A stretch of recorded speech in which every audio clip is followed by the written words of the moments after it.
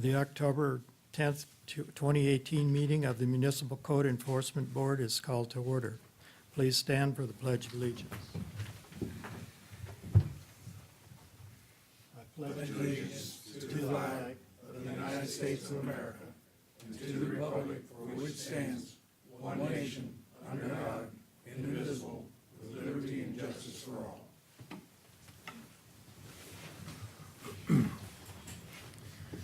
Ladies and gentlemen, the Municipal Code Enforcement Board is charged with conducting hearings to determine whether an alleged violation of the city code has occurred. Decisions made by this quasi-judicial board will be based on the evidence and facts presented tonight. Our meetings are conducted in accordance with Robert's Rules of Order, and each case will begin with the city presenting its evidence of the alleged violation. The respondent will then present his or her case. Both parties will have an opportunity to cross-examine all witnesses. The board members may question any witness. Comments by both parties must be relevant to the case. Persons wishing to speak will be given an opportunity to do so by the chair and must address the board from the podium after giving their name and address. Upon request, copies of the material submitted by staff are available for review. Board members are reminded to obtain permission to speak from the chair, and questions of the city should be directed to the attorney for the city. At this time, I will ask all persons who expect to give testimony tonight to stand and be sworn in by the Deputy City Clerk. If you plan to speak tonight, please stand up. Please raise your right hand. Do you swear or affirm the testimony or evidence you're about to give or present is the truth, the whole truth, and nothing but the truth? Cases will be taken out of order to accommodate respondents and witnesses present at tonight's meeting. And the first case will be the repeat case of 183716, 18-3716. That's for board members. Yeah, I'll get it. And the second case we're going to take is lien reduction number 1, petition 17-0570. And they're in the back of the pack. And third is going to be case 070970, the second lien reduction.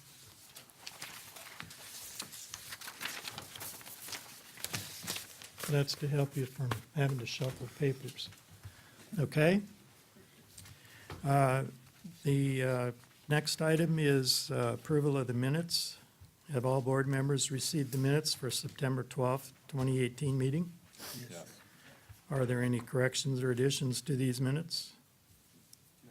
If the minutes are accepted, could I entertain a motion? Motion to approve. I'll second that. Motion by Stats, second by Newkirk.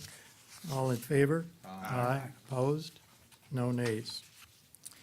At this time, I'm going to introduce Cullen Rice.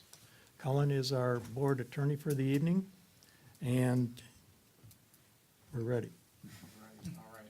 This time I'd like to ask the members of the board if they've had any ex parte communications regarding any matters coming before the board this evening. If so, please disclose the substance of the communications, where they occurred, and with whom they occurred. Any communications?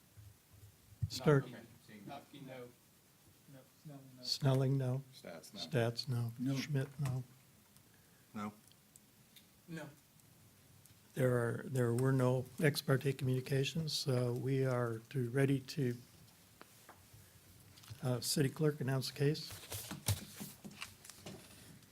Repeat case number 183716, City versus Michelle L. Edelmann and Angelo Ferlita for property located at 6110 Liberty Avenue. Case is before the board based on alleged violation of Section 12 860, an operative vehicle, outdoor parts storage. The case will be prosecuted this evening by Director Tom Baroni. City is evidence that the notice of violation and notice of hearing were properly served. Good evening, Tom Baroni, Code Compliance. This case this evening is a repeat violation case that was originally presented to the Code Board back on April 11, 2018, by city staff in case number 18-0704, where the respondent was found in violation with the city code ordinance inoperative vehicles. The respondent was given 30 days by the board to bring the property into compliance, or a $50 per day fine would accrue. On May 10, 2018, the property was brought into compliance. The case was closed. On August 24, 2018, during my routine patrol, I noticed a Jeep inside the carport on jacks with the rear axle removed. Later that day, a notice of repeat violation was prepared by me and was posted at the front door. I also requested copies be sent out certified in first-class mail. I also requested a copy be posted at City Hall for the 10-day requirement. On September 4, 2018, I received a return green card from the certified mail, noting that the owner was notified on August 30th, 2018. At this time, I would like to submit photographic evidence of the violation and the order from the April 11th hearing. The exhibit number 1 shows a vehicle inside the carport on jacks and the axle removed from the chassis, which I'd like to submit. Board will accept.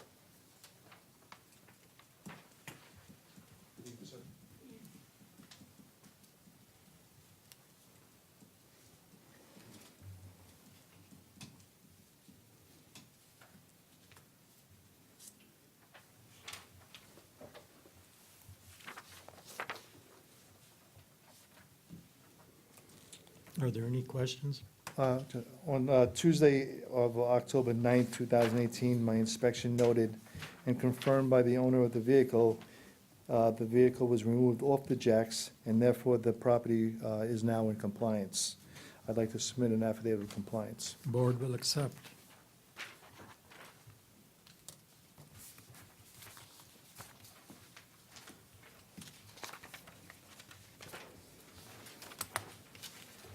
Just to advise the board that this vehicle was out of compliance from August 30th to October 9th, which is a total of 40 days. And the respondent is here in the gallery. Any other questions for Director Baroni? Sure. So it's in compliance now, but it was out of compliance for a period of time, so. 40 days. So you're asking for Not yet. a finding or No, I'm looking for a fine because this is a repeat violation. okay, If you recall, Steve Buckland presented this case back in April, where the respondents, I believe, mother and father, he was an attorney, that came up and, for the respondent. They were here that evening. I don't know if you, does it ring a bell? Yeah. The mother, Okay, so and the fine would cover just the period of time where it was in violation? that's correct. Okay, thanks. Sean. I know I was out for a couple of meetings, so I want to make sure I'm not overstepping my bounds with the attorney. Am I allowed to introduce recollection of previous matters regarding this case that are not presented tonight? Colin Rice, attorney for the board. My opinion is that tonight's hearing is, should be based solely on what is presented with respect to this violation. Understanding that this is a repeat violation, but the predicate for the repeat, in my opinion, is borne out by the documentation submitted by the city indicating that within the past year, this violation did take place on the property. So therefore, even though the city opened the door to discuss the previous meetings, we can't interject any opinion on those previous meetings, even though the city has put that in there. My recommendation is the city's presentation of the previous violation is a predicate for a repeat violation per code. Right. Not necessarily opening up discussion about a previous violation. Okay. Because there were extenuating circumstances that usurped our normal practice on how we determined a finding on this case, and that's why I was going to bring that up in recollection to maybe, and I didn't know if that would be binding to help with a fine dollar amount? I think the factors for the board to consider in concluding an appropriate fine amount, you can consider mitigating and surrounding circumstances. Okay, so to Mr. Baroni's comments there, this was the one that we kept extending, we extended, and we had extended. Because we understood that there was some progress being made, I believe, some wiring harnesses and so forth, and because they come in, we didn't say 30 days, we extended it to the next meeting, so I just wanted to, I think that's what you recollect as well, possibly? Yes. Okay. I So think for those of you that weren't here. I think the basis for this hearing is that it is in compliance and that it's been out of compliance for, it's a repeat for 40 days, and the fine that we had assessed at the previous case was $50 per day. I agree, but I think So- the fact that they were given additional time, That's an old case, though. they're the ones that introduced it, the city did. I didn't introduce it, and he just said that and the attorney just said we could discuss the mitigating circumstances. I don't know. I'm Well, just- go ahead, but you That's what I can do- just said. You can do it go ahead. It's your meeting, I already go did. ahead. I already did. Okay, I thank already you. did. Okay, any other questions? We'll hear from the respondent.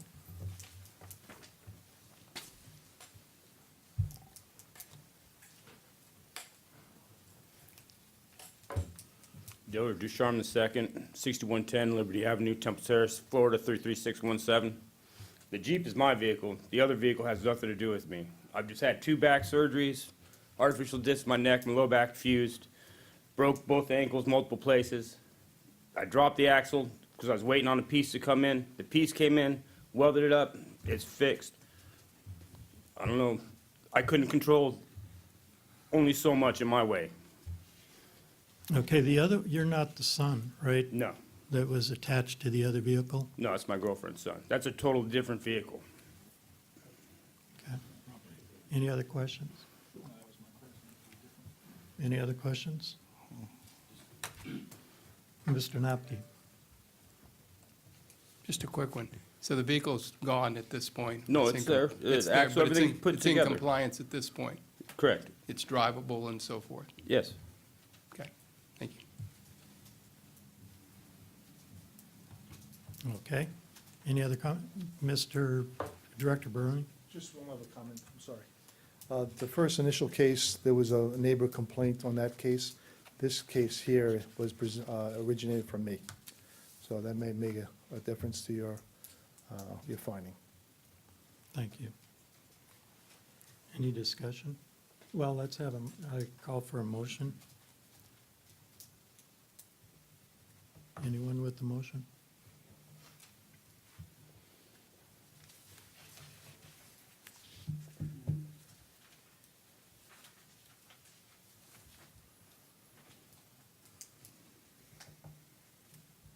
One more call, can I have a motion?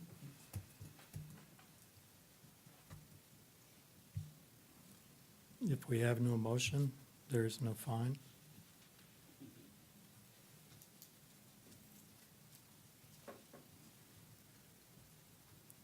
There is no motion. So does that mean that the case is no longer a case? There was no finding?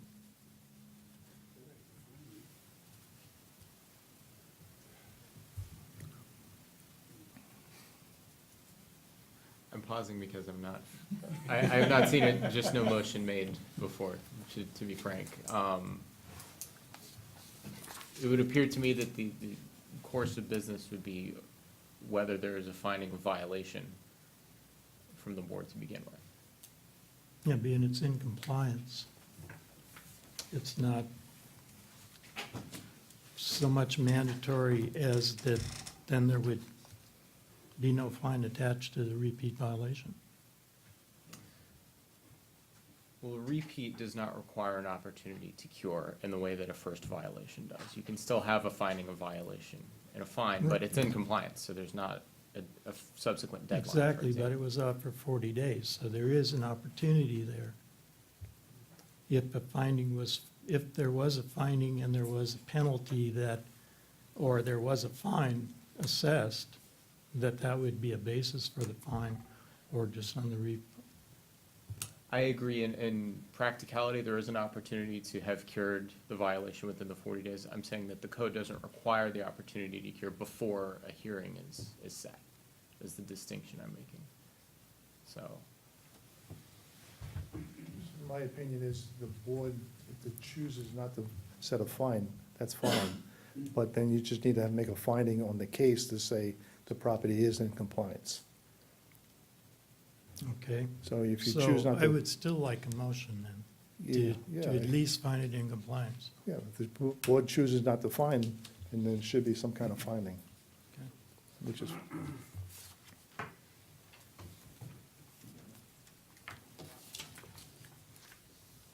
And I can't make a motion.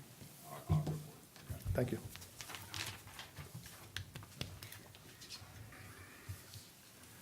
Based on the testimony of Code Director Tom Baroni,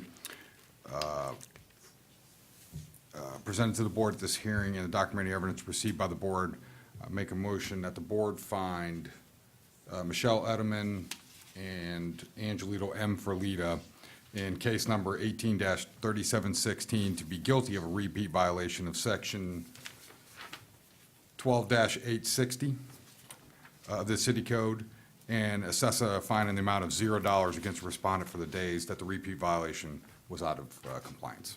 I'll second. Motion by Stat, second by Mr. Lloyd. Any discussion? There being none, call for a vote. All in favor? Aye. Aye. Opposed? Nay. No nays.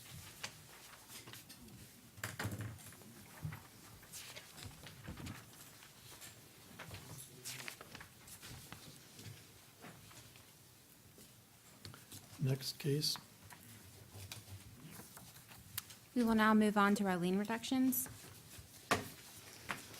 We will hear lien reduction for case number 170570, City versus Milford v. Collins, for property located at 10046 North 52nd Street. The amount of lien total to $5,550. Director Brony will be presenting.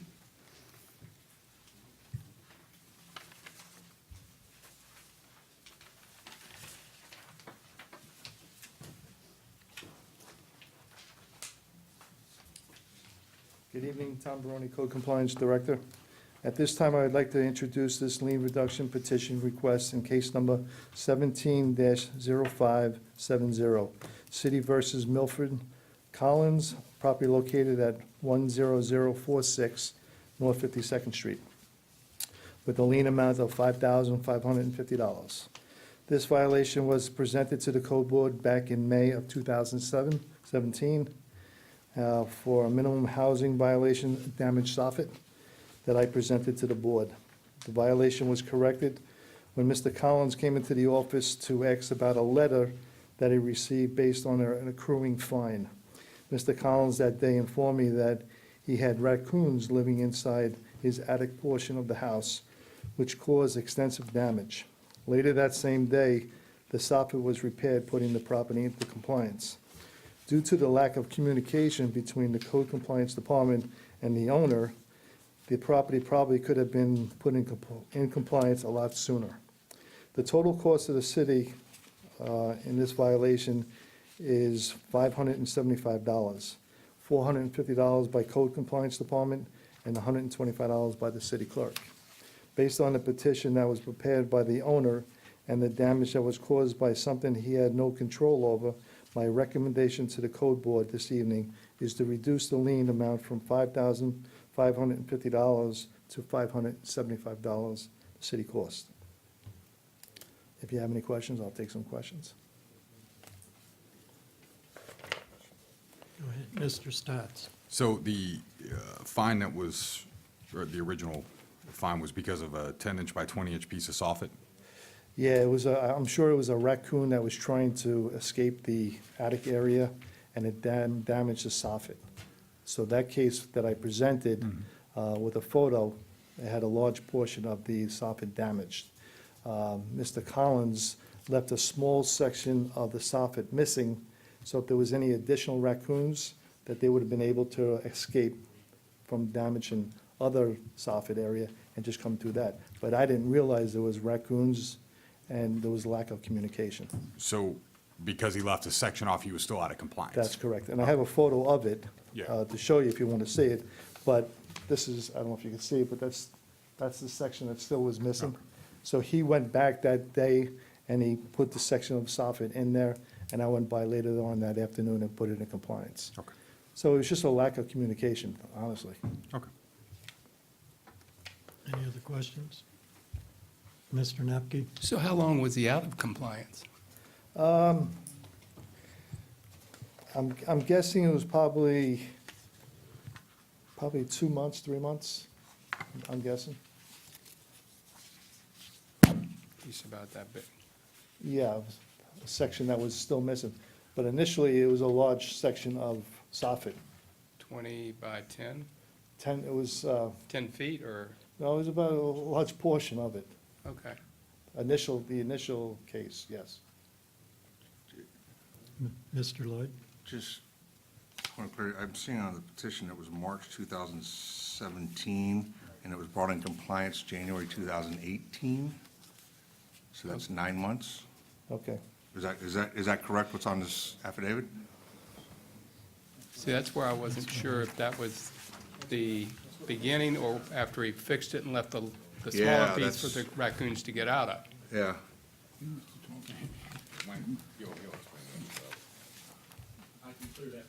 Okay. Yes, Mr. Collins, if you want to Come on down. Maybe he can clarify how long it's. So everything he said is absolutely. Name and address, please. Milford Collins, 10046 North 52nd Street, Tampa 33617. So the date confusing. He's talking about the smaller piece of soffit that was left out on purpose. Before that, I've had an ongoing raccoon problem for like 4 years. It's a ridiculous story, but it's absolutely true, as can be attested to by my rising homeowners insurance costs. But the first time, there was a larger piece of soffit. It's about 16 inches deep, and it was about 4 feet wide. That's I think the March date that you just mentioned. So that piece was put back immediately, relatively soon after. I got a letter around that time, stating that the soffit was down, so I put that larger portion back. It was maybe yay wide of soffit.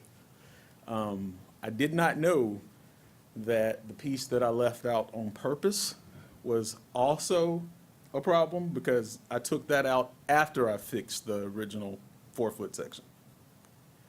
So didn't know that that was an ongoing problem, because it was behind the tree. You couldn't even see it from the street. Again, I left it out on purpose.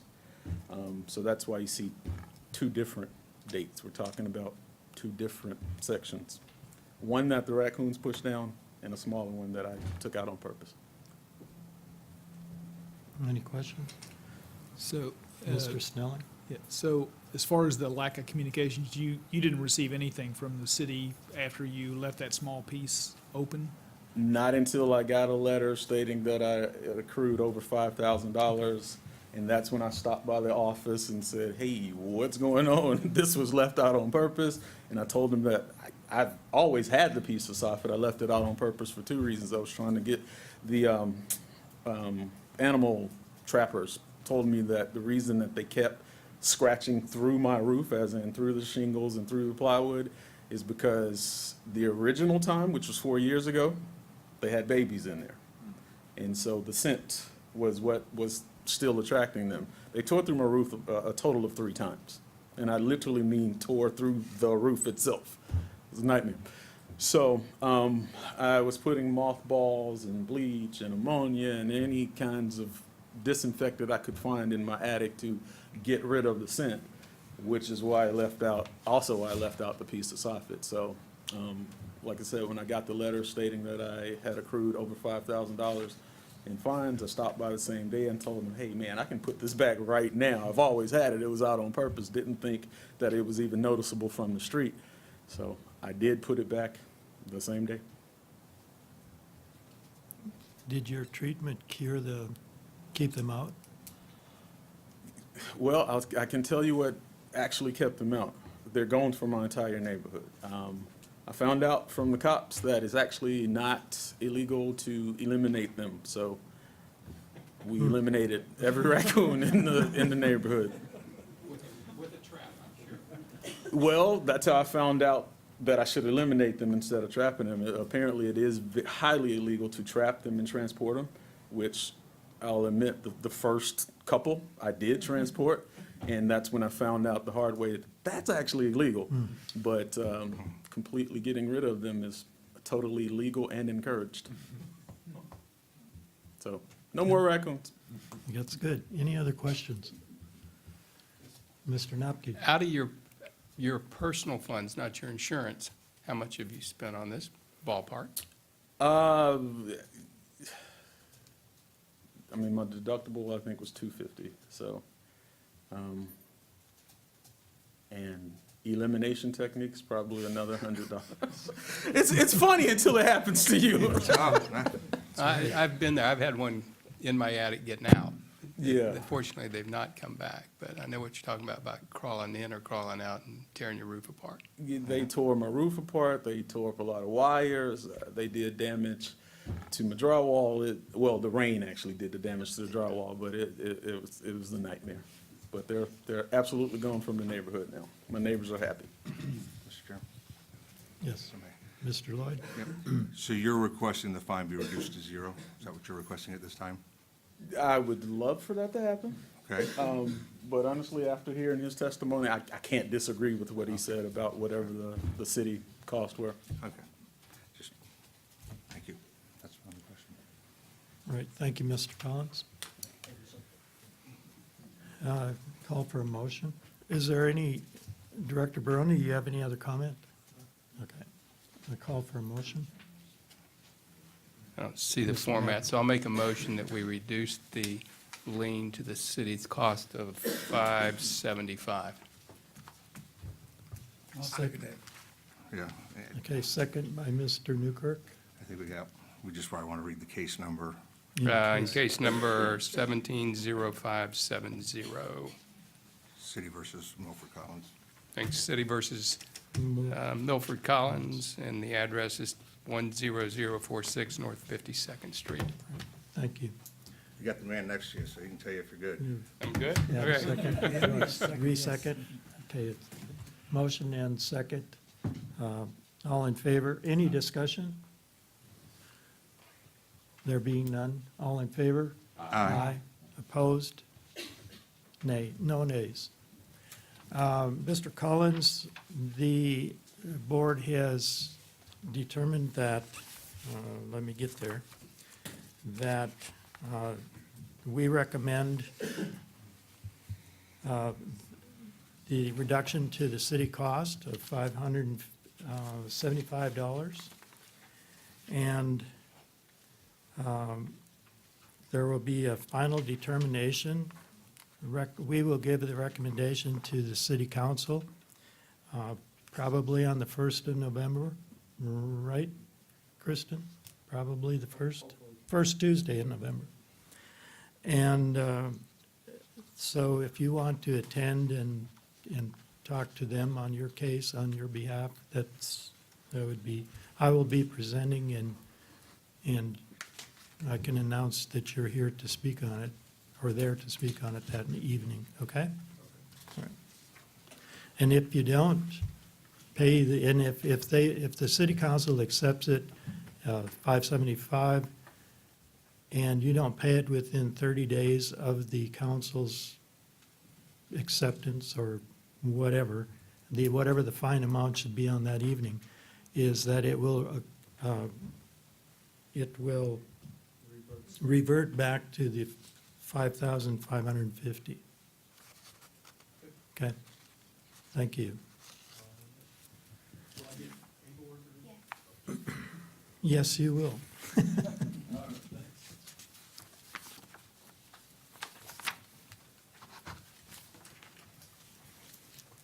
We'll take the next lien reduction.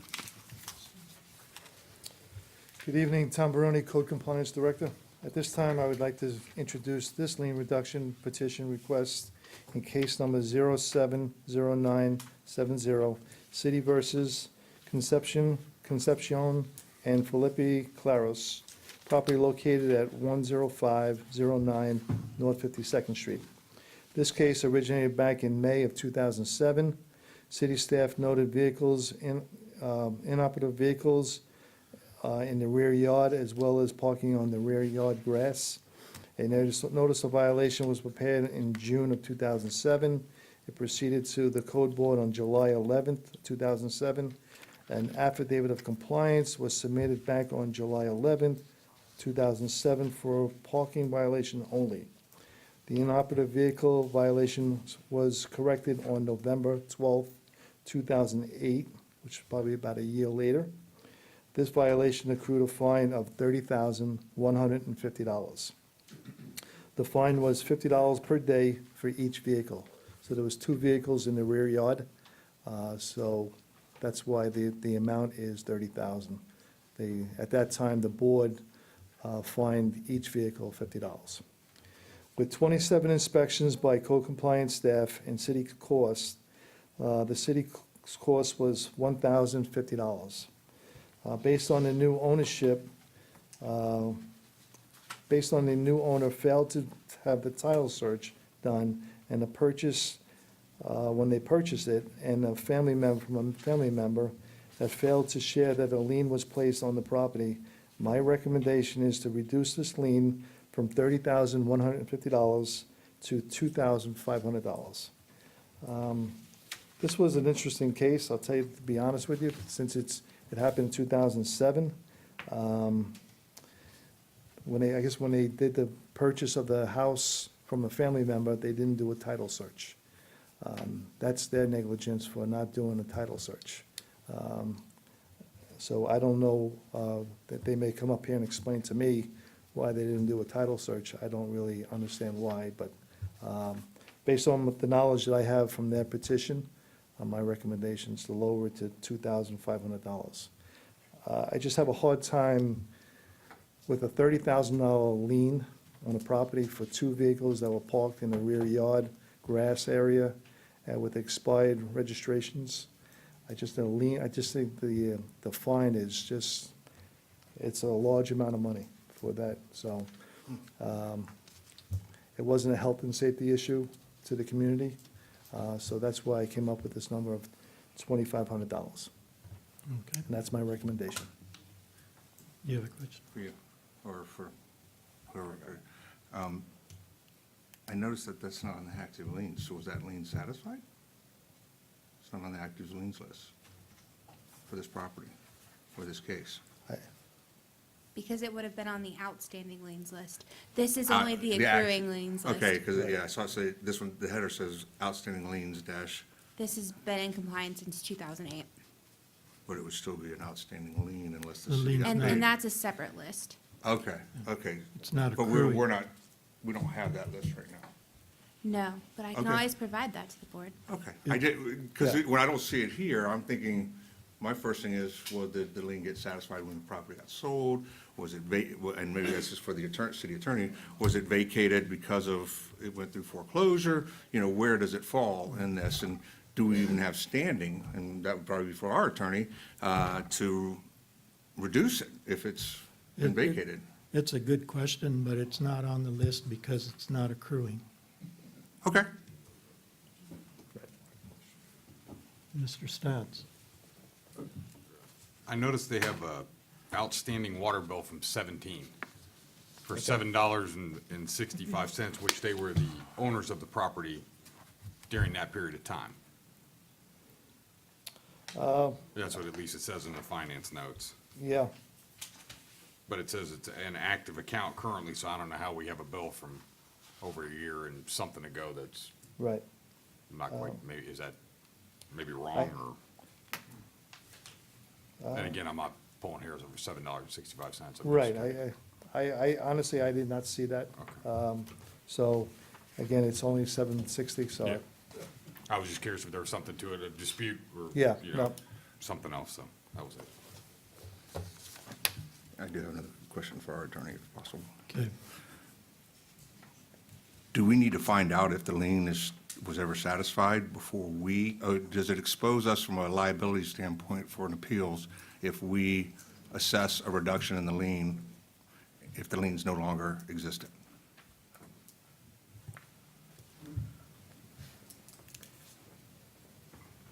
I believe that if the lien is satisfied, then the function of the reduction here kind of takes a lower precedent to the satisfaction.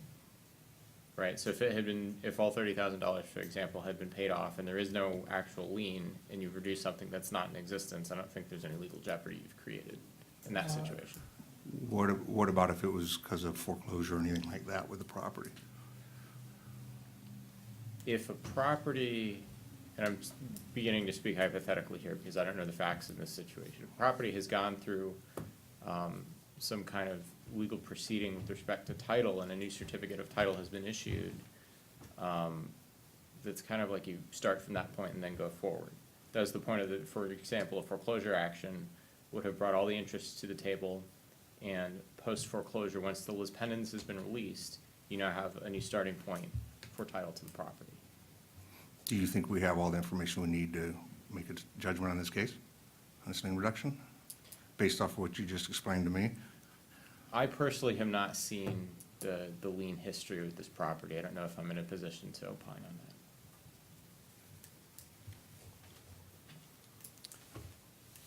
that. Would that be something we could ask this, I'm sorry, may I ask another question? Would that be something that we should ask the city attorney, or is it, who would have, or what would you recommend from a legal standpoint? I think the one perhaps safe approach is if it's the board's pleasure to continue for a period of time in the hopes of getting a little bit more information about this particular lien, could be an option. And then the next time you convene, perhaps there'd be an answer. I frankly don't have enough information to provide guidance on that issue.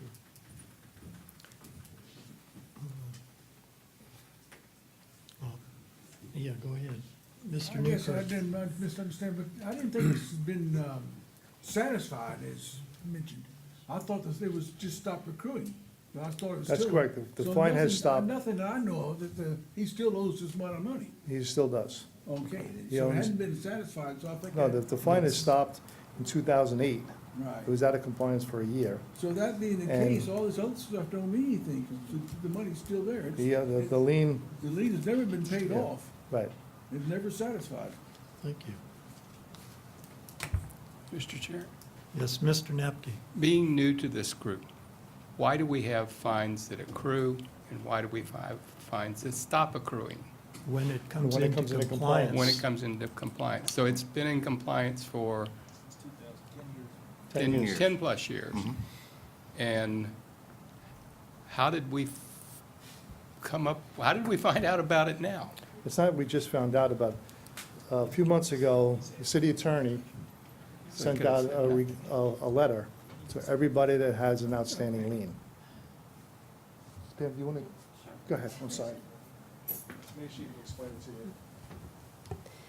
In an effort to start collecting the liens and to notify people who didn't even know that they had liens, we did send out notification letters to everybody on the lien list on non-homestead properties. Since we can't foreclose on a homestead property, we decided to just send out the notices to the people who had liens on non-homesteaded property. That brought a number of people in to either seek reductions, or some of them just came in and paid them. This one has never been paid, so it's on our outstanding lien list because it's never been paid. When the people came in, if they felt that it had been paid, that would have been something that they should have mentioned. Instead, they decided to come in here and seek a reduction from you. I've never heard any information about there being a foreclosure. It appears that this property was sold to a family member, and I'm not aware of any foreclosure action. Good, I'm good. Okay, Mr. Barone. You want So, to, just want to add, we also have fines out there from 2005. So it doesn't matter how long it's been an outstanding lien, it can go, so that has no bearing. And, I mean, my concern was the Liz pendants being released and those matters and so forth. She clarified that for us. All right? okay.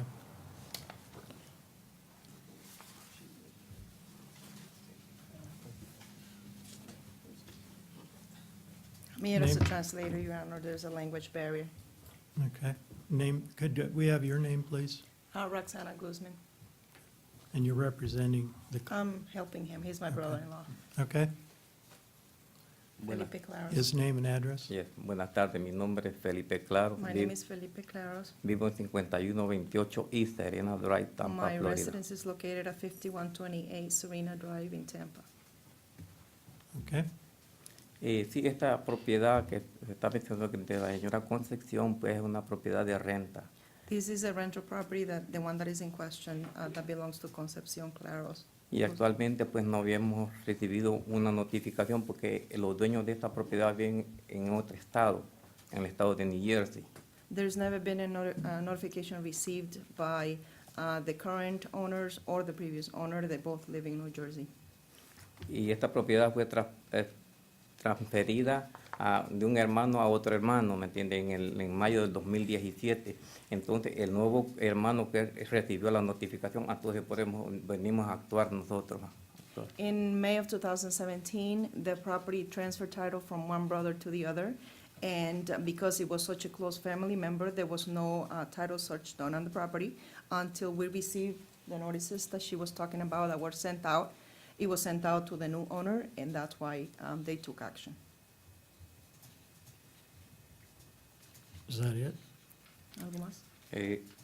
También, bueno, la propiedad ha sido de alquilar y también el nuevo alquilino que ha destruido mucho la propiedad. Tengo que invertir hay que invertir en la propiedad. Yo que soy responsable porque vivo cerca, como una cuadra de diferencia.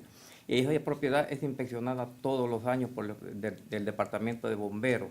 Él siempre chequea alrededor si están los carros sin tablillas, sin placa, y él siempre se lo hace saber al TENA, y los carros siempre han sido movidos inmediatamente, si estuvo en ese tiempo. The property has always been a rental property, and since we changed the title in May of 2017, has been under compliance.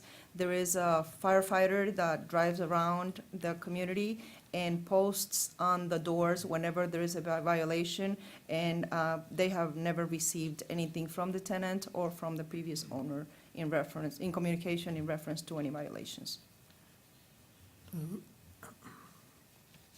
Okay, I was going to ask a question, but I forgot it.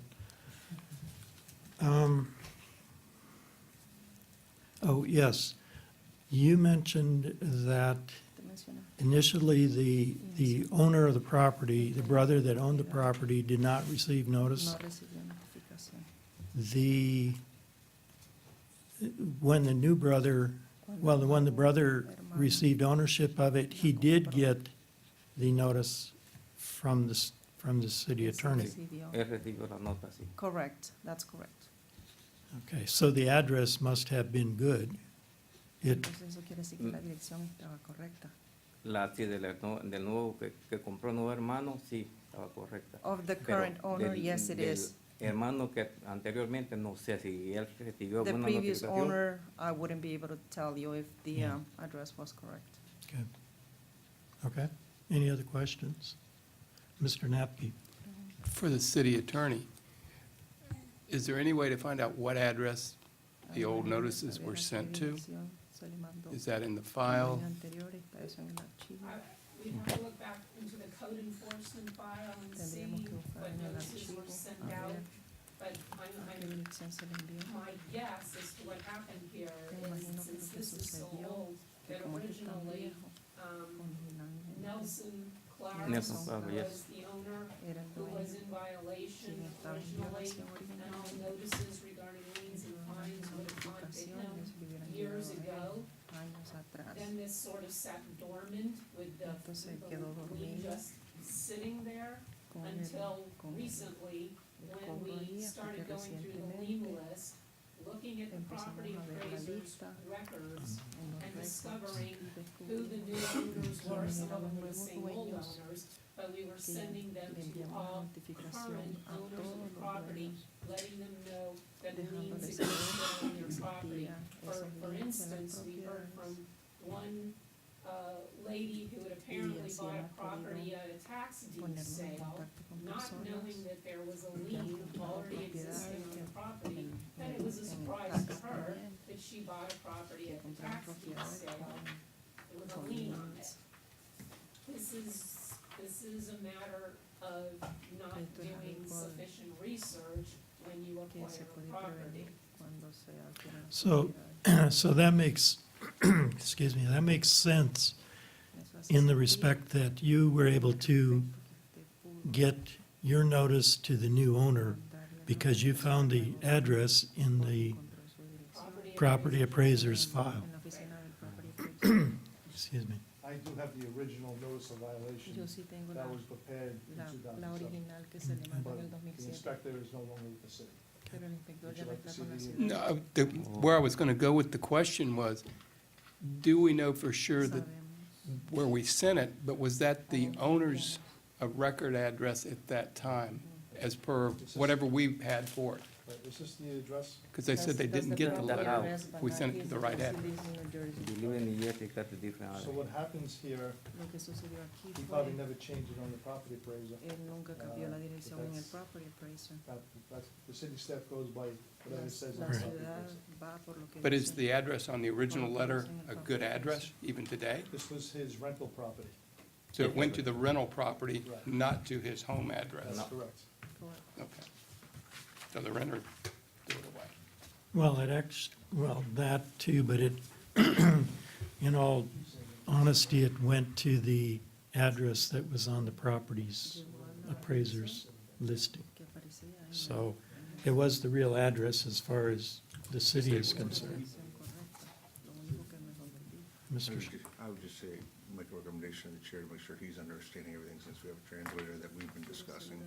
I don't know if that's a good idea, I mean, or if we need to do that, but I think that's a good idea, given that there is a language barrier, to make sure he has ample opportunity to ask questions if he didn't understand anything. Que te va a dar la oportunidad que hagas preguntas en caso de que no hayas entendido algo por el tono del idioma. Que no hay- No, everything okay. él- Está bien. él- He understands. Understands, good. thank you. Thank you. There being no other persons to speak, thank you, you can be seated. Yeah, thank you. Pues, entonces, I'll call for just for a motion.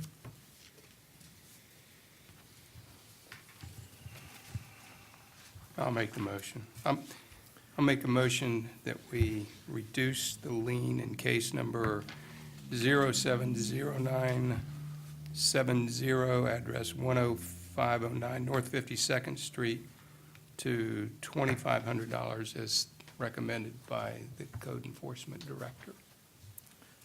Do I have a second?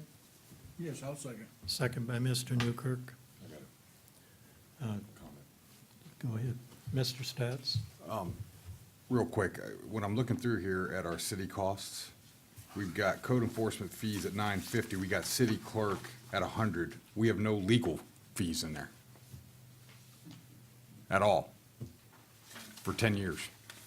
I mean, I don't know what we did back then or whatever, if we had a fee assessed or whatever, if we've done nothing. I mean, but isn't there something? We don't know what the legal fees would be during this time. There may have been no legal fees during this time. I'm assuming that way back when this case was heard by the board, there was a city attorney here. But I am on salary, so there are no legal fees to be assessed to in these cases on lien reduction. I get paid the same thing regardless of whether I'm dealing with a case such as this or not. Also, under Florida statute, you're not supposed to be assessing salaries in these fines and fees. I just asked a question. It's about a cost. It's not about how much per hour or anything. We're not going down that road. It was just it's a fee that is imposed on the city. We have a fee that we pay out, but we can get into that another time. It was just a question. Yeah, Mr. Lloyd? it's not relevant to this case. It's relevant to another conversation. Since we've had a second, I do have a discussion. The city cost is $1 amount. The petitioner is requesting a certain dollar amount, and we're assessing a dollar amount that's not equal to either one of those two. Just my opinion. When we just had one come before us where the petition, we did make a motion that one of those amounts was documented on the lien reduction. My number simply came from the recommendation of the director. That's all? Yeah, as a- I just wanted that on the record, that's all. Any other discussion? All in favor? Aye. Opposed? Nay. One nay. Mr. Lloyd?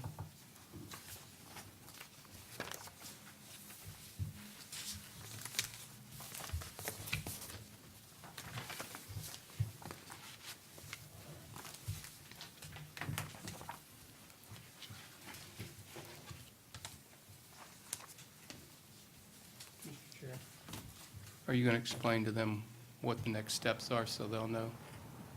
Yes. Thank you. You're welcome. I would have not slept all night, because I would have remembered when I got home. Okay. Okay, the recommendation of reducing the fine to $2,500 by this board will be scheduled for a final determination by the city council probably at the first Tuesday in November meeting, and you will get notice from the city clerk of when that meeting is. I will attend the meeting and present the request.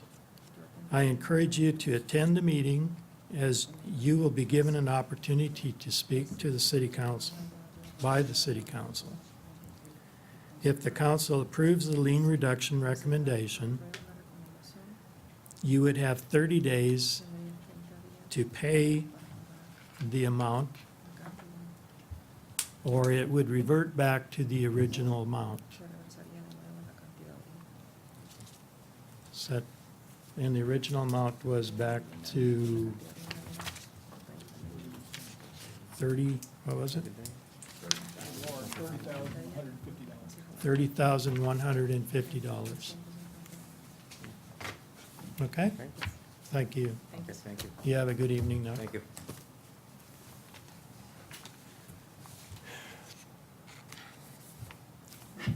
Next case, please. Case number 182696, City versus Superior Property Investment Ventures LLC. Case number 182696, City versus Superior Property Investment Ventures LLC, for property located at 8602 Grandview Drive. The case is before the board based on alleged violation of Section 828A1, permits application required. The case will be prosecuted this evening by Officer Jose Silva. The city has evidence that the notice of violation and notice of hearing were properly served. Good evening, board members. Jose Silva, Code Compliance Officer. This case originated June 20th, 2018 by Director Baroni, who notified Community Development of work occurring at the residence without a permit. Building Inspector Knight was notified and responded to the residents and red tagged the residents with a stop work order for electrical and plumbing renovations occurring without a permit. On August 24th, 2018, I was assigned the case and I issued a notice of violation for work without a permit with a compliance date of September 3rd, 2018.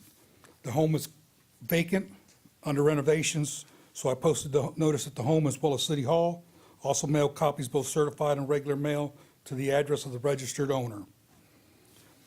At this time, I would like to submit a printout of the stop work order for the plumbing renovation, which is, a permit has not been obtained. Board will accept.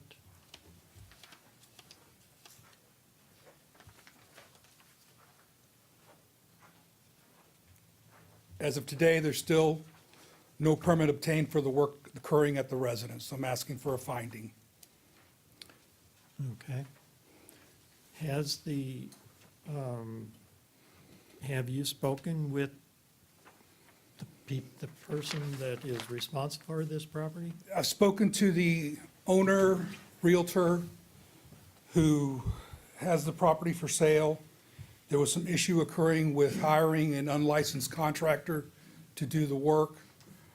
Her reasoning is that she has stopped work at the residence, so therefore, she has not continued to pursue the permit for the plumbing, but community development says she still needs to obtain that permit. It's unoccupied? Excuse me? The property is unoccupied? Yes, sir, still unoccupied.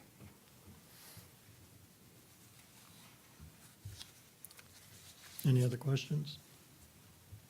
Mr. Snelling? Just a clarification on my part, so they still need a permit because some work has already been done, is that Yes, sir, correct? for the plumbing.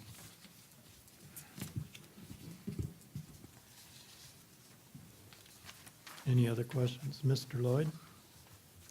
Since I know the property's vacant, does it meet the standards for living in? Excuse me? Are there any other code violations for living in it? I know we have a code for, it has to be habitable, is that the word? It's appears habitable. Okay, so the only thing is just a stop work order. It's just a permit. stop work order. They should be able to get in it, okay. That was wanted clarity on that. Mr. Napke? So the plumbing has been completed, they just need to get a permit? Sir, I don't know. Okay. They just said that they did not obtain a permit for the plumbing renovation. So we don't know if it's completed or not completed, or? I'm sure that probably is completed, but they did it without a permit. Right, okay. Thank you. Any other questions? There being none, I call for a motion.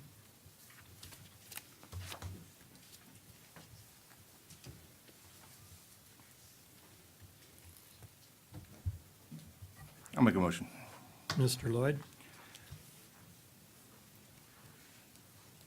Based on the testimony of Code Compliance Officer Jose Silva, presented to the board at this hearing and the documentary evidence received by the board, I make a motion that the board find Superior Properties Investment Ventures LLC registered agents in case number 18-2696 to be guilty of violating section 8-28 subsection A, subsection 1, subsection A again? No, okay, of the city code, and give the respondents until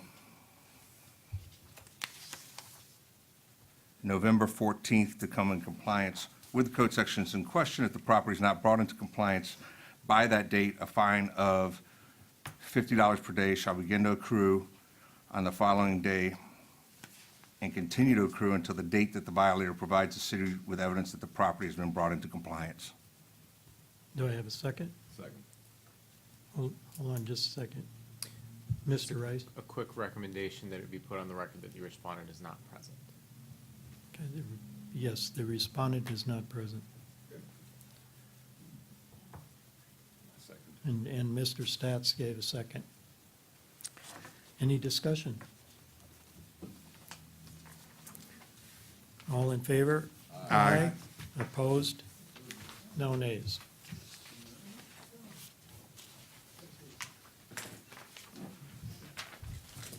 Next case.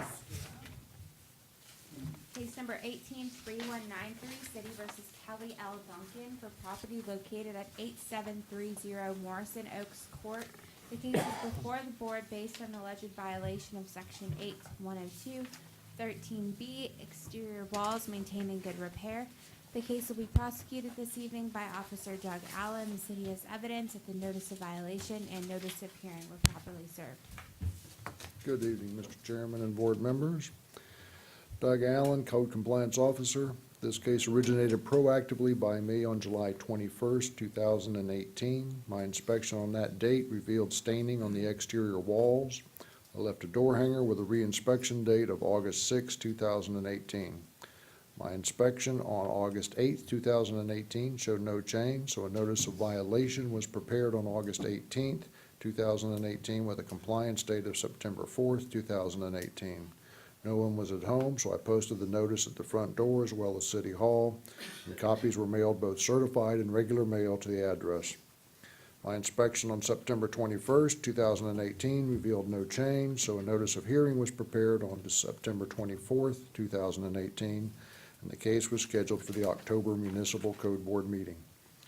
On September 7th, 2018, the site was brought into compliance. On October 7th, 2018, the site was brought into compliance, and I would like to submit an affidavit of compliance. At this time, I'd like to request a finding. Board will accept.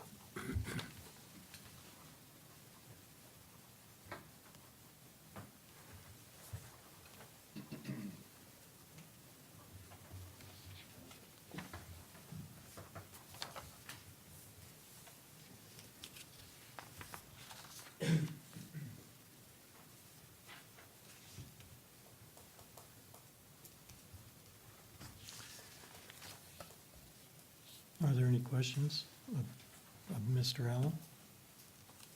There being none. The respondent in this case is not present, and I will call for a motion. Mr. Stats. Based on the testimony of Co-Compliance Officer Allen presented to the board at this hearing and the documentary evidence received by the board, I make a motion that the board find Kellie L. Duncan in case number 18-3193 to be guilty of violating sections 8-102 subsection 13 subsection B of the city code, but because the property was brought into compliance before the date of this hearing, no fine shall be assessed. Second? Second. Second by Mr. Newkirk. Any discussion? All in favor? Aye. Opposed? No nays.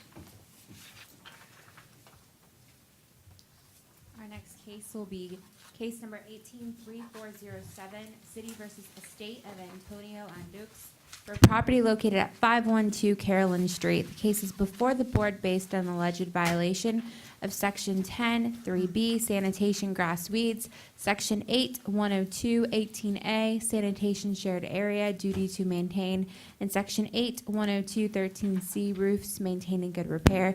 Case will be prosecuted this evening by Officer Allen. The city has evidence that the notice of violation and notice of hearing were properly served. Good evening again, Mr. Chairman and board members. Doug Allen, Code Compliance Officer. Mr. Allen, can you come a little closer to the mic or something? Certainly. Is that better? Douglas Allen, Code Compliance Officer. This case originated proactively by me on August 6, 2018. My inspection on that date revealed overgrown conditions, vines on exterior walls, and growth on the roof. I left door hangers with reinspection dates of August 11, 2018. My inspection on August 13, 2018 showed no change, so a notice of violation was prepared on August 18, 2018 with a compliance date of August 28, 2018. No one was at home, so I posted the notice at the front door as well as City Hall, and copies were mailed, both certified and regular mail, to the address. My inspection on September 7, 2018 revealed no change, so a notice of hearing was prepared on September 7, 2018, and the case was scheduled for the October Municipal Code Board meeting. I have photographic evidence if the board will accept. Board will accept.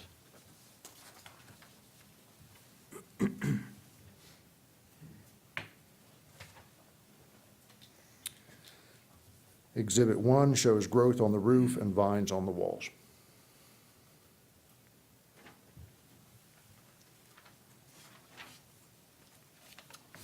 I have not spoken to the property owner, but did receive an email saying they will be hiring someone to clean up the overgrowth and hopefully bring the site into compliance over a period of time.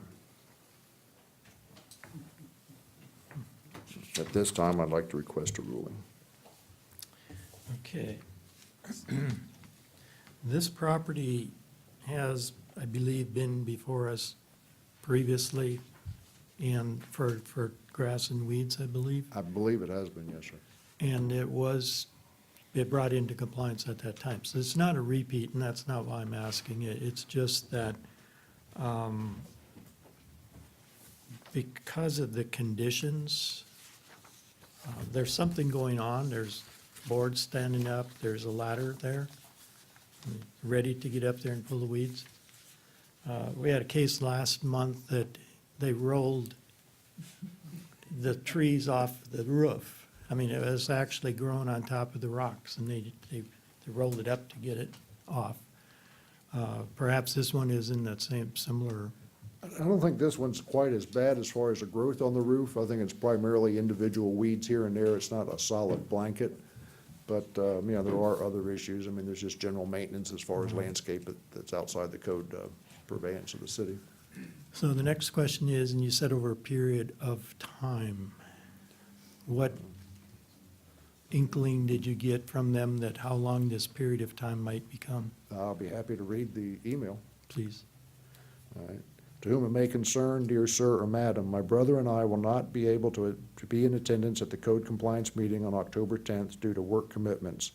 As to the noted violations, we have attempted to maintain our yard properly despite it being the rainy hurricane season. However, I have hired someone to start clearing up the overgrowth. He is not able to begin until October 13th. He will come out every 2 weeks until everything is in order.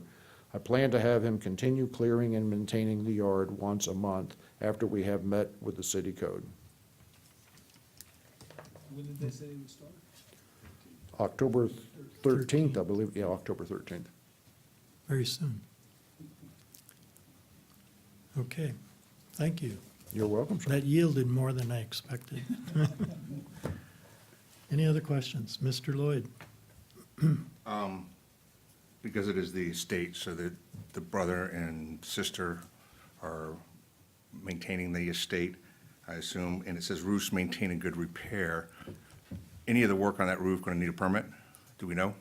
As far as just clearing the growth off the roof, that would not require a permit. Okay.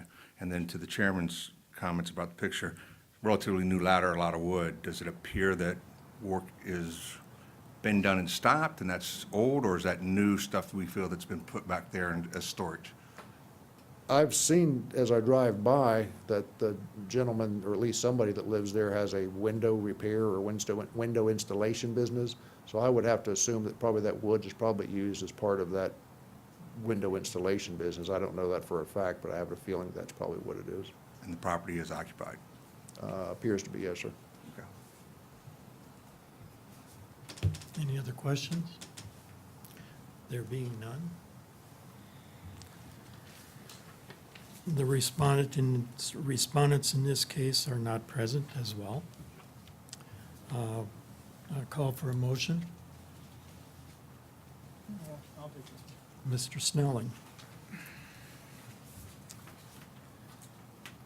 Based on the, can you hear me? Based on the testimony of Code Compliance Officer Allen presented to the board at this hearing and the documentary evidence received by the board, I make a motion that the board find the state of Antonio Andux in case number 18-3407 to be guilty of violating sections 10-3 subsection B, 8-102 subsection A, 18 subsection A, and section 8-102 subsection 13 subsection C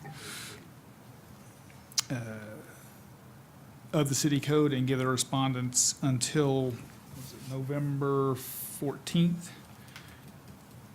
to come into compliance with the code sections in question. If the property is not brought into compliance by that date, a fine of $50 per day shall begin to accrue on November 15th, I think. So, and continue to accrue until the date that the violator provides the city with evidence that the property has been brought into compliance.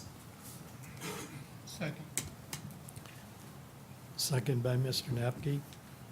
Discussion? Mr. Lloyd? I just think the fine is light considering what needs to be done. I know it's an estate, but, you know, it's been a while, and we've got people living there that have to look at that stuff, and you guys said someone rolled trees off a roof, so I mean, you know, to get the property, somebody's living in the house. If the house wasn't vacant, then I probably would go with a smaller fine. But given that some of this stuff is easy, you know, they don't need and appears they don't need a permit, I just would like to motivate them a little faster, especially if they got somebody living in the property. Any other comments?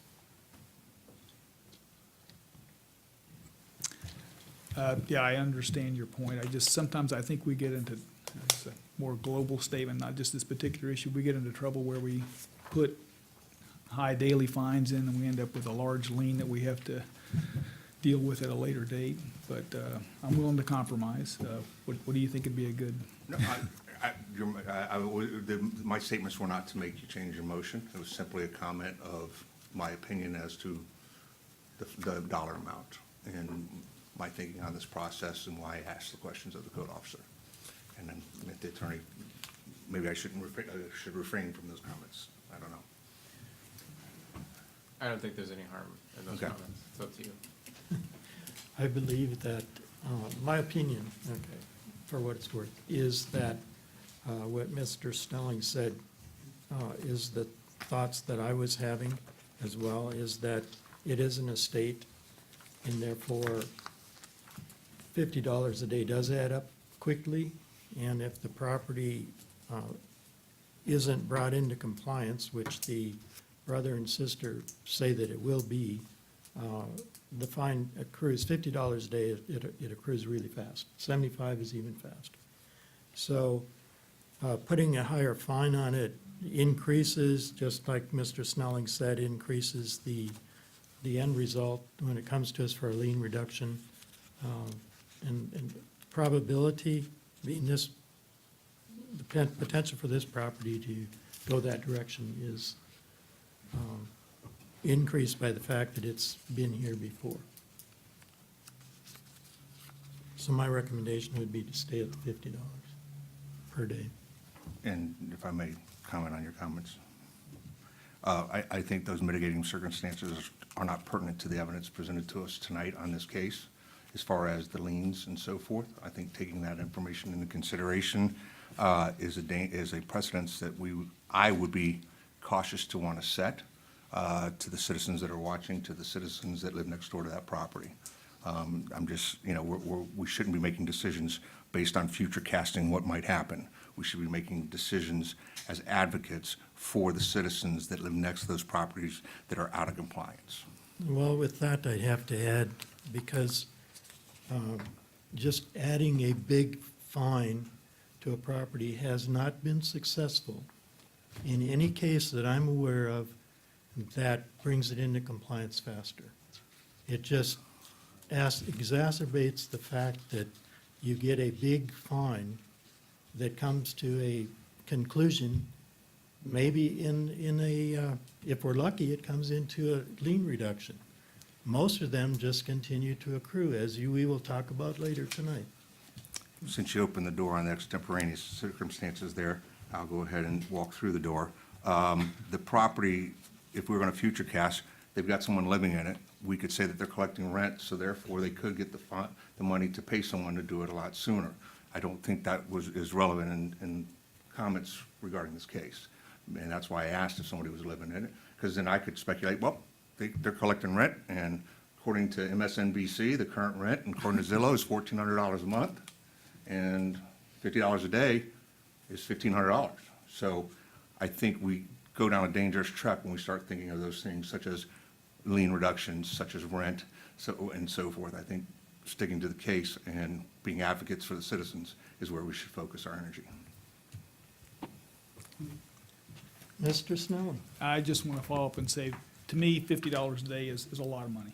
And for me to have to pay $1,500 at the end of a 30-day period for some, you know, granted, a property that needs to be brought into spec is a lot of money. So I don't think $50 a day is like a slap on the wrist. I think it's significant dollars, so. And just for a point of record, if I may, these respondents are allowed to come to our next meeting and ask for an extension. So to say that that fine's going to start accruing right away, and we're making a decision based off of a fine starting to accrue in a lien, we had our very first case tonight was one in which they had an extension. So again, I think if we start speculating, future casting outcomes of what our decisions are based on that, I think we really stray from the purpose of this board. Well, if you want a future cast, they may be in compliance in 30 days. Correct. Okay. Any other discussion? All in favor? Aye. Opposed? No. None. Okay, next case, please. The next case is case number 183449, City versus SWH 2017-1 Borrower LP for property located at 8203 Broward Place. Cases before the board based on alleged violation of Section 10(3)B sanitation grass weeds. Case will be prosecuted this evening by Officer Jose Silva. The city has evidence that the notice of violation and notice of hearing are properly served. Good evening, Jose Silva, Co-Compliance Officer. This case originated August 8, 2018. My inspection at the time noted the front yard grass of the residence overgrown. This time I issued a door hanger with a compliance date of August 13, 2018. My inspection on August 13, 2018 revealed no change, so I issued a notice of violation with a compliance date of August 23, 2018.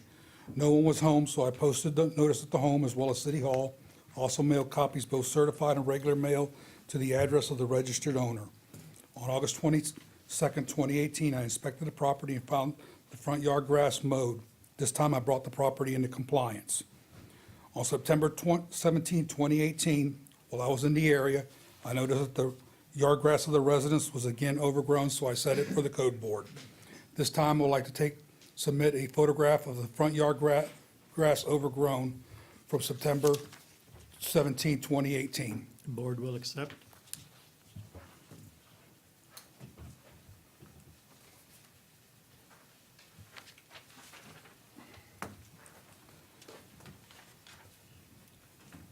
On inspection on October 8th, 2018, found that the yard has been mowed. I'd like to submit an affidavit of compliance. The board will accept.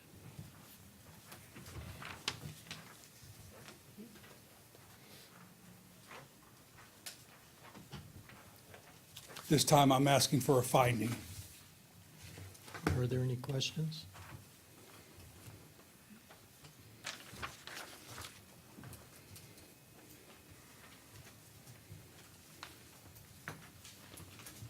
I'll make the motion. Motion by Mr. Napke, Based upon the testimony of Officer Silva presented to the board at this hearing and the documentary evidence received by the board, I make a motion, the board find the respondents,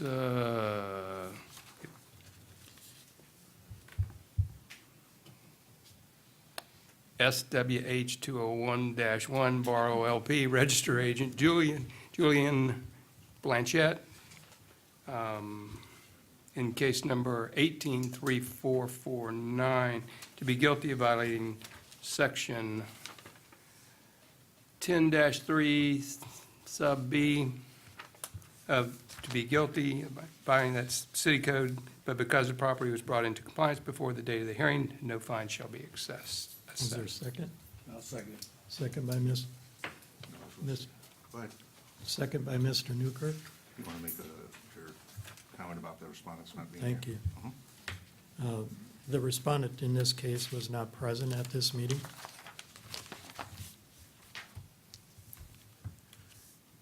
Any discussion on the motion? All in favor? Aye. Opposed? None. No nays.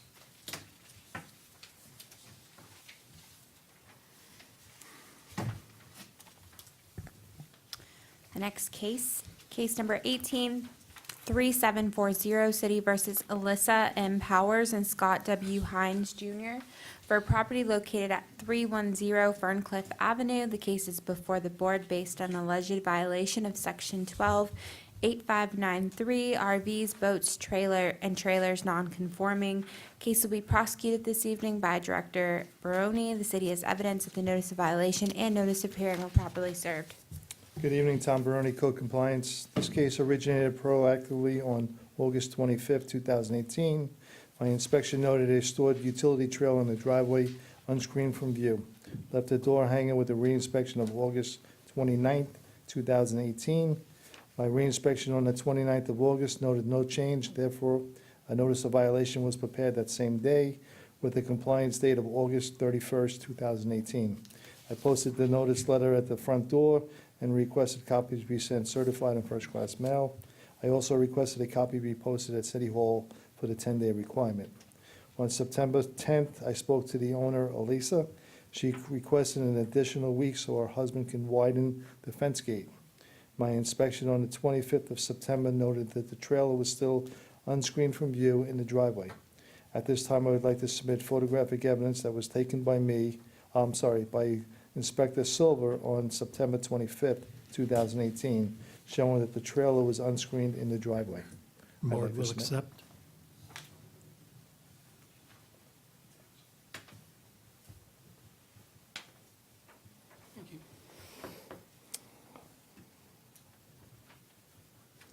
My inspection on October 8th, 2018 noted that the trailer has been relocated to the rear yard and is screened from view. Therefore, the property is now in compliance. I'd like to submit an affidavit of compliance. Board will accept.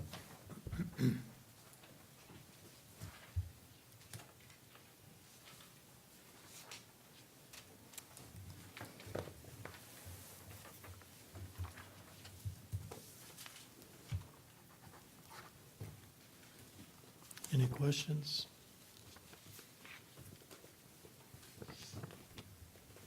There being none, call for a motion. The respondent in this case is not present either.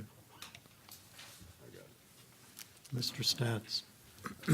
Based on the testimony of Code Compliance Director Barone, presented to the board at this hearing and the documentary evidence received by the board, I make a motion that the board find Alyssa M. Powers and Scott W. R. Hines in case number 18-3740 to be guilty of violating section 12-859 subsection 3 of the city code, but because the property was brought into compliance before the date of this hearing, no fine shall be assessed. Second, any second? I'll second. Mr. Lloyd? Any discussion? All in favor? Aye. Opposed? Nay? No nays. Our next case, case number 183743, City versus Oscar F. Villatoro, Gomez, and Maria Lazo for property located at 6122 Liberty Avenue. Case is before the board based on alleged violation of section 128593, RVs, boats, and trailers non-conforming. Case will be prosecuted this evening by Director Barone. City is evidence that the notice of violation and notice of hearing were properly served. Tom Barone, Code Compliance. This case originated proactively on August 27, 2018, when I observed the utility trailer in the front yard unscreened from view. Left the door hanging with a reinspection date of August 30th, 2018. My reinspection on the 6th of September noted that the trailer in the driveway, therefore a notice of violation was prepared that same day with a compliance date of September 10th, 2018. I posted the notice at City Hall. I posted the notice at the front door and requested copies be sent out certified in first-class mail. I also requested a copy be posted at City Hall for the 10-day requirement. My inspection on the 12th of September noted the trailer is in compliance. I then closed the case. During my routine inspections on Saturday, the 22nd of September, I noticed that the utility trailer was stored behind the the pickup truck in the side yard, and it was not screened from view properly. I reopened the case due to the violation reoccurring within 45 days of when I obtained service of the notice of violation letter. At this time, I would like to submit photographic evidence of the violation that was taken by me on September 22nd, 2018. Board will accept.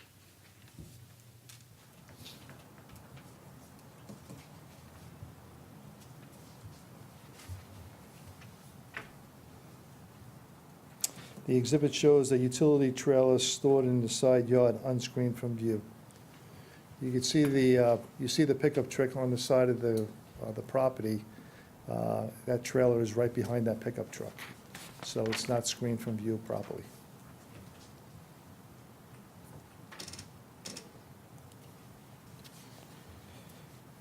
As of today's date, the property, the trailer has been relocated to the side yard. What he did was he moved the fence section of the fence up to the front of the structure. So now it's properly screened from view. So therefore, the property is in compliance, and I'd like to submit an affidavit of compliance. Board will accept.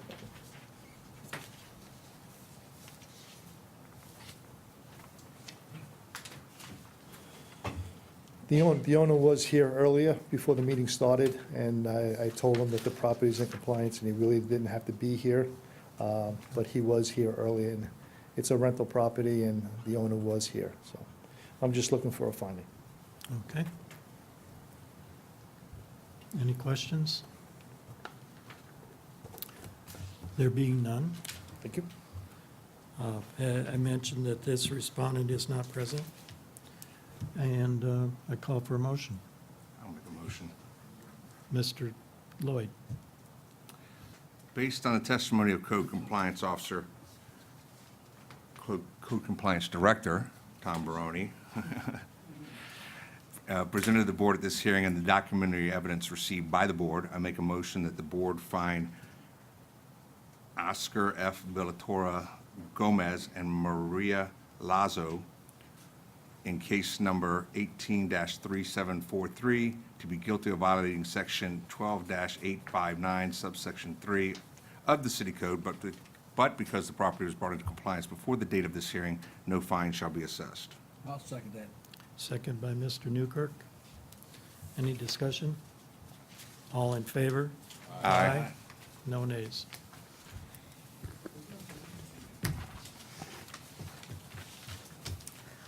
Our last case will be repeat case number 183920. City versus Craig Brunstein for property located at 418 Ferncliff Avenue. The case is before the board based on alleged violation of section 128592, RVs, boats, and trailers non-conforming.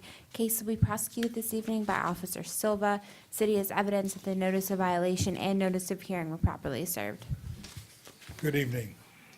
Jose Silva, Code Compliance Officer. This is going to be a notice of repeat violation. This case was presented to the board on January 10th of 2018, MCEB 173235. The time the board found a violation did occur, referenced parking of a boat in the driveway in a residential area. At that time, the property was brought into compliance on January 9th, 2018, prior to the MCEB board meeting, and there was a finding of guilt. On September 10th, 2018, my inspection at the time noted the boat trailer parked in the driveway of the residence unscreened from view. This time I issued door hanger with a compliance date of September 13, 2018. My inspection on September 13, 2018 revealed no change, so a notice of repeat violation was issued. No one was home, so I posted a notice at the home as well as City Hall. Also mailed copies, both certified and regular mail, to the address of the registered owner. On September 24th, I re-inspected the residence, found the boat in the street, still in violation.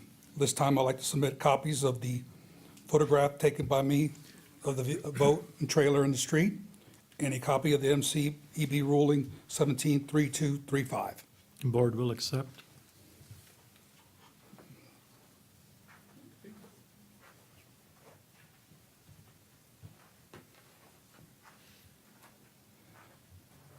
As of today, the boat's in the driveway.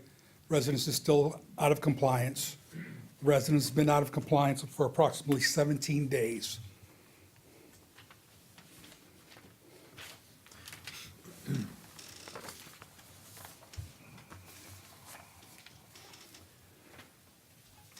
Do you have record of what the fine was in the other violation when they? The other, he was found guilty, there was no fine. No fine, because it was brought in. He was brought in compliance. Okay, this property has been before us Yes, sir. a bazillion times, Yes, sir. and it's been trailers and boats in the driveway. Has he, prior to this time then, come into compliance?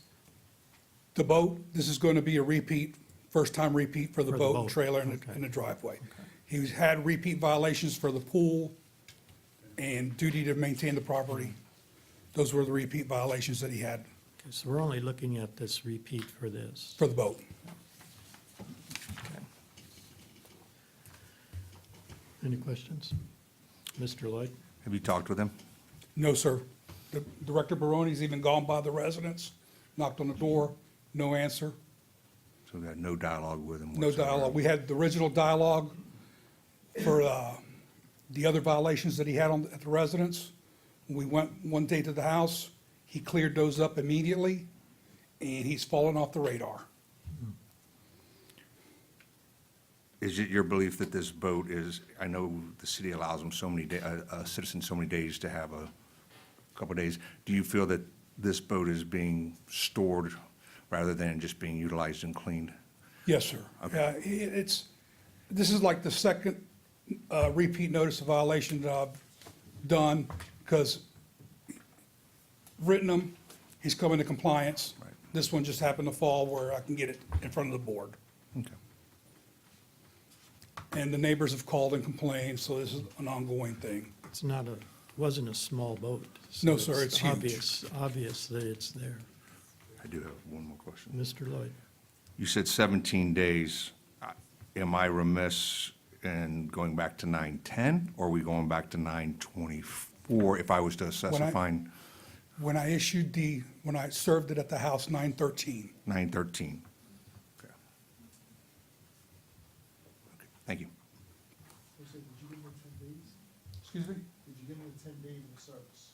I gave him 11 days, actually, of service, 9/13 to 9/24. Just- Boy, you submitted the notice, you posted the notice at the front door on a certain day, but you can gain access to service within 11 days. I gave him 11 days, so the 24th was the 11th day, so from the 24th to, Any other questions? Call for a motion. Thank you. I'll make a motion. Mr. Lloyd?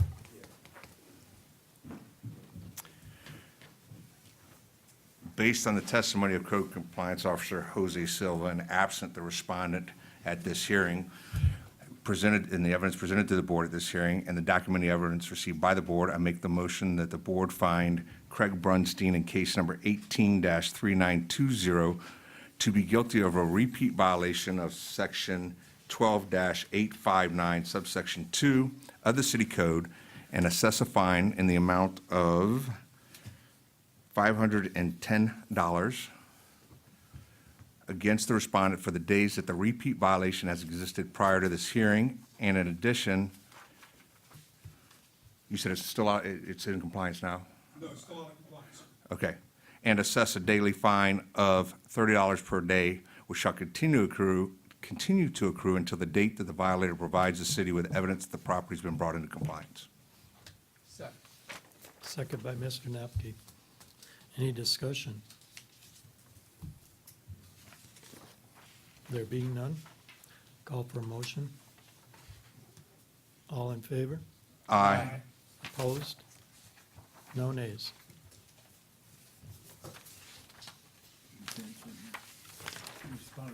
Yeah, Mr. Lloyd noted it.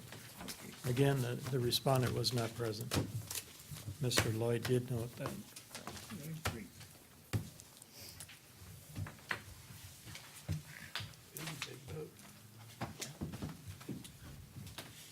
We'll go on to unfinished business when you're ready to go.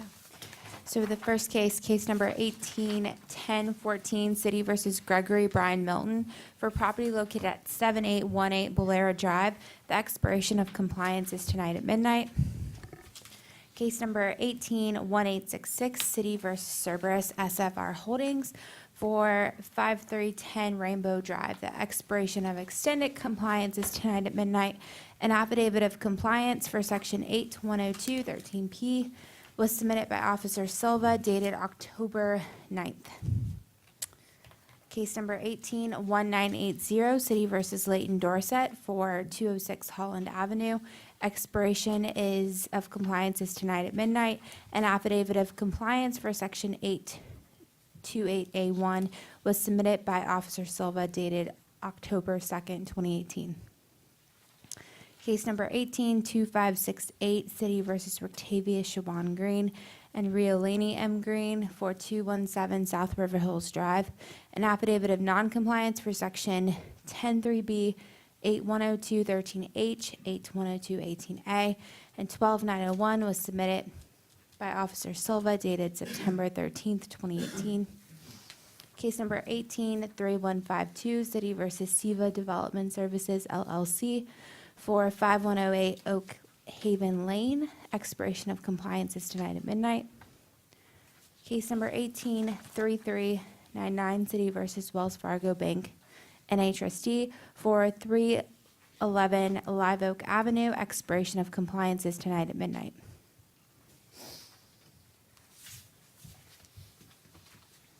I have two cases that are not on the agenda. Case number 180862, City versus BN Empire LLC for 11009 North 56th Street. An affidavit of compliance for section 1459 was submitted by Director Brony dated August 15th. Repeat case number 183061, City versus Mike W. White trustee and Ann D. White trustee for 516 Courtney Drive. An affidavit of compliance for section 12860 was submitted by Officer Silva dated September 25th, 2018.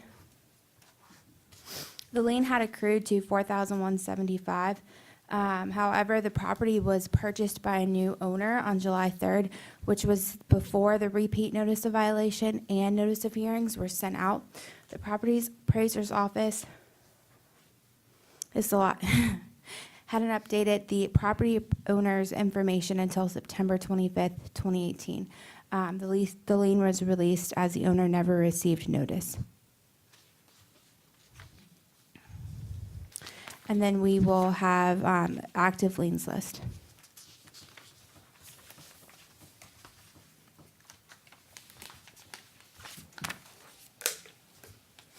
Are there any questions on the active liens list? Some of the names been on for a long time. There's a couple that are absent, and the one if I may, is the woman that lived north of Fowler that we had the hoarding issue with the fire department came in. That was removed back under when they had the amnesty Okay, good, program. all right. Because that being that safety issue is why I was always watching for that one to get resolved.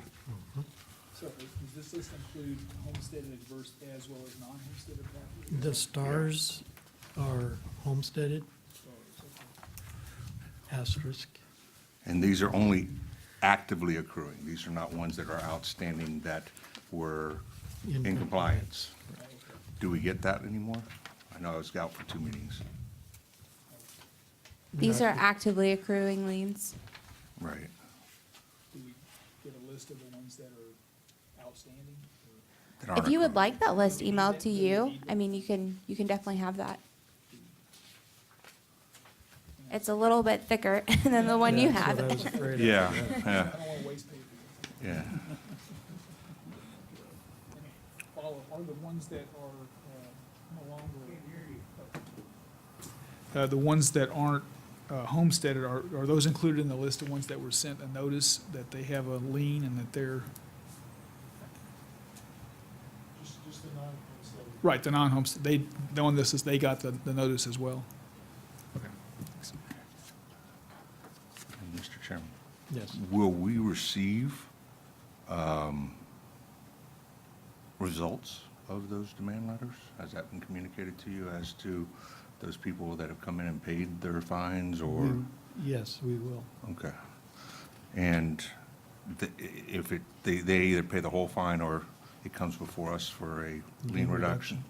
Okay, so none of them have been settled for less than what they're, okay, Not to my knowledge, so I believe that that has not happened.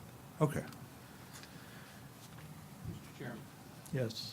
Mr. Knapp? Just for, again, understanding, we don't go after people that homestead the home and live in it. Is that correct? I mean, do we ever go after the property for our lien more aggressively than just filing a lien against the property? It's a curiosity question as much as anything. I think, That's- So far as, Not, I'll ask you. what we are doing or what we could do. Well, it's as much, again, it's learning. What has been the policy? What does the city do to collect these other than to send a letter? Do we get, As far as I knew when I got here nearly a year ago, we weren't doing anything to collect them. The reason why I sent the notices out was in an effort to start collecting them. This board, as far as I know, has never directed the city's attorney to foreclose on any of the liens. That is something that the board has the authority to do, but as of now, the board has never done that. Just, what's that?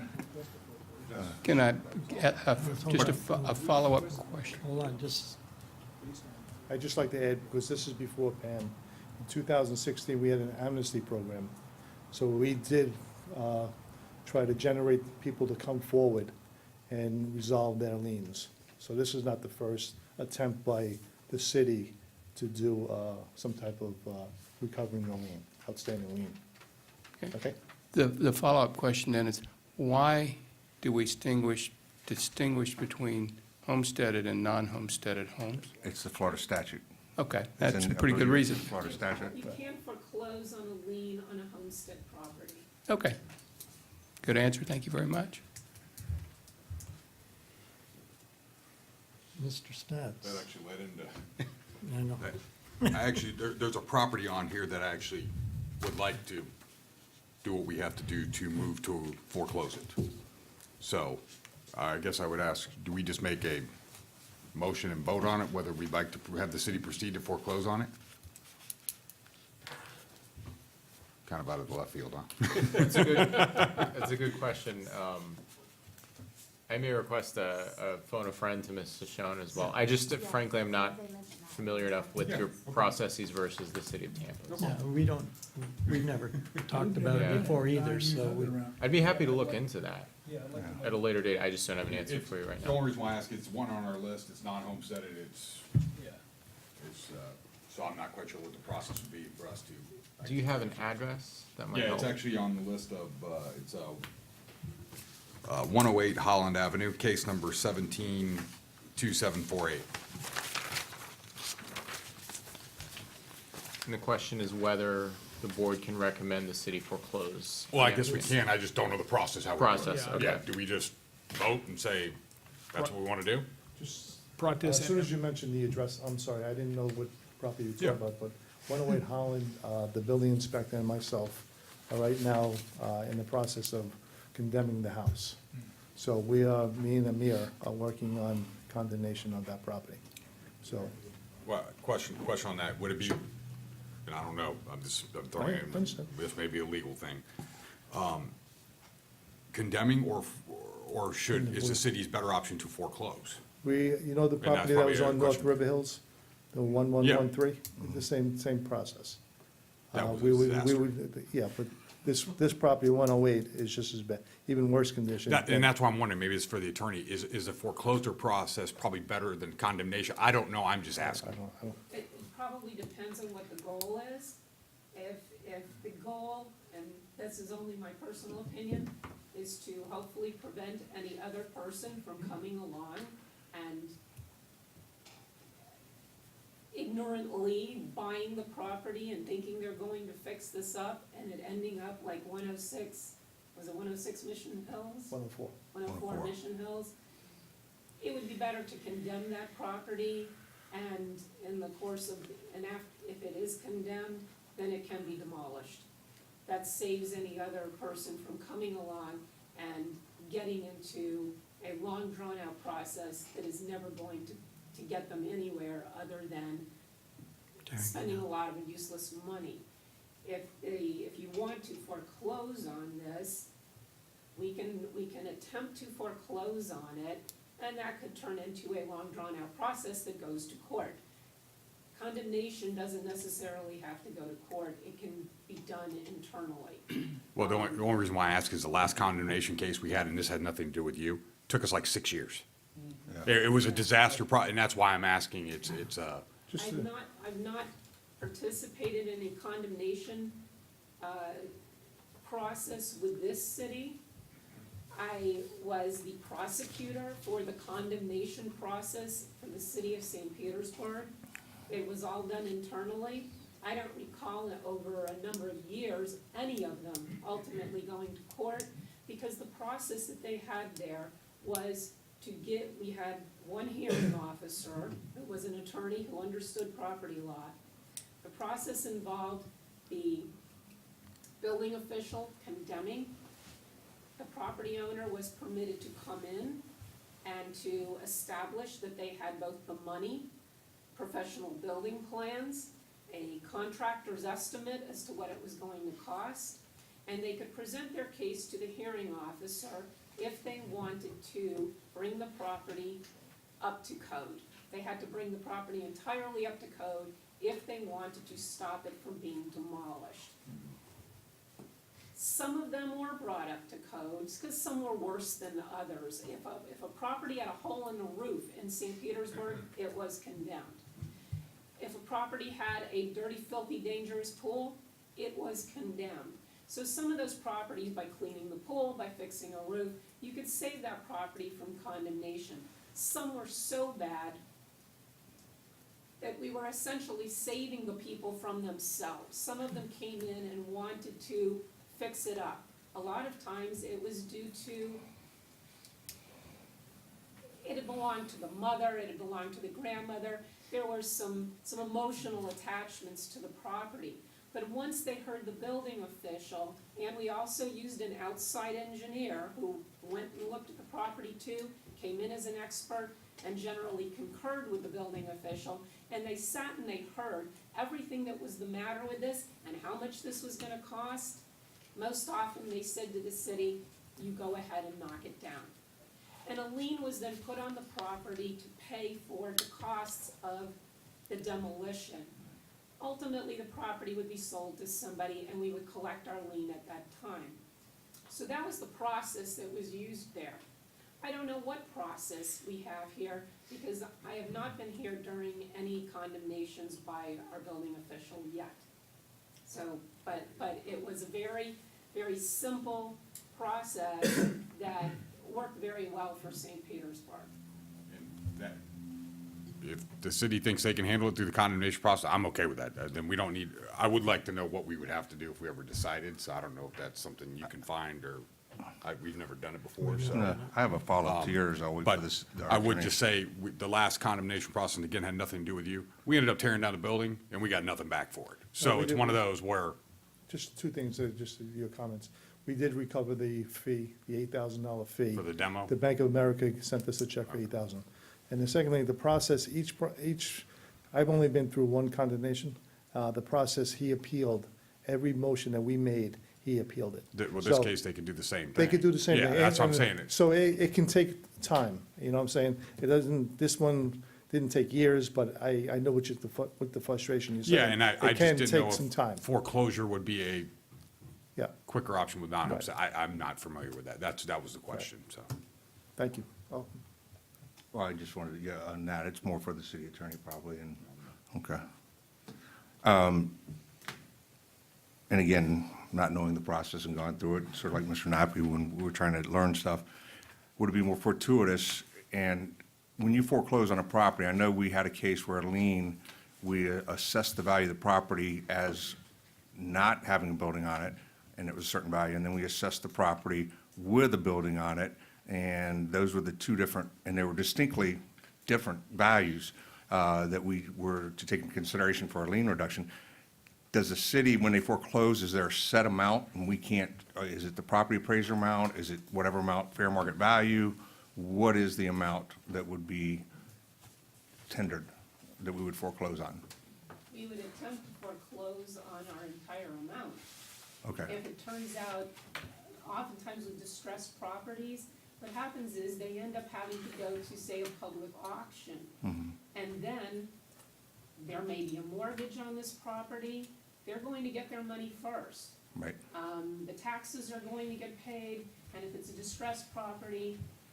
It's all going to depend on how much somebody is willing to pay for that property. Gotcha, okay. So That's, as that's, to how much you end up getting back. so what I hear you say is there's not really a set value whether it has a building or not has a building. It's other circumstances that would predicate what we would get paid on that property. Correct. Okay. That's exemplified in the first case on the liens list that has no viable assets. So if you went into, whatever you went into, we'd get nothing because there are no viable assets. That's also homesteaded. It's also homesteaded, but if it wasn't, it'd be the same thing. Right, I mean, we could have, we could have a lien of, well, I'll just pick one, $67,000. And if it turns out that there's a $67,000 mortgage on the property, we'll go through all the process of foreclosing, Spend the and the money. bank will get theirs, and we will walk away with zero for all of our trouble. So it's better to pick one that's got some value to it. So. Mr. Chairman, Yes, sir, Mr. Neptune. can I ask you to direct our attorney to put together, to investigate if we have any procedures for recommending either condemnation or foreclosure, and present those to, find out, one, if we have them, to present them to us at the next meeting. That way, we know what we've got. If he, in his research, finds out that we don't have any procedures, then recommend some procedures to us so we can consider them as setting them up going forward. Right, and I accept your motion, and I call for a second.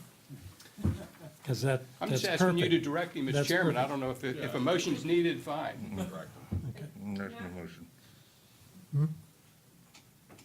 May I speak to that? As far as condemnation, this board does not have any authority to condemn. The only person who has authority to condemn is the building official for the city. He has authority under statute to condemn a property. I think he was just saying for comparison purposes. Yeah. Okay. So I'm trying to find out what we can do, what we can't do, and do we have any procedures already in place that none of us know about?